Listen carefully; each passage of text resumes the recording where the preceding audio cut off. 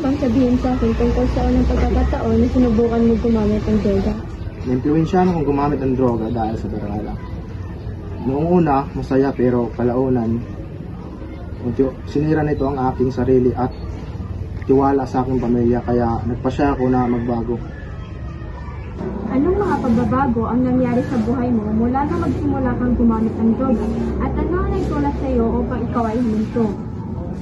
Nalayo ako sa pamilya at nawala ako sa sarili. Nang makita ko ang epekto ng droga, napagtanto ko na kailangan ko pala ng tulong. Dahil sa suporta ng aking pamilya at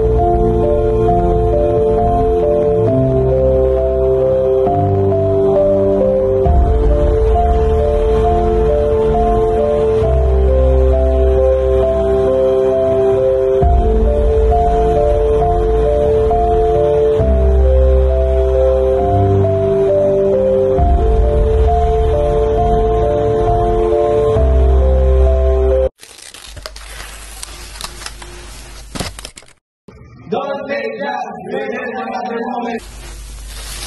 Choose life, choose health. Choose to save yourself from clutches of drug abuse now. Take a stand against your abuse. Educate yourself.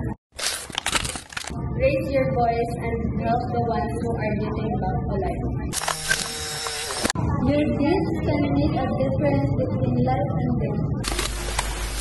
There is a way to come to provide. Separation is not a fire changing time.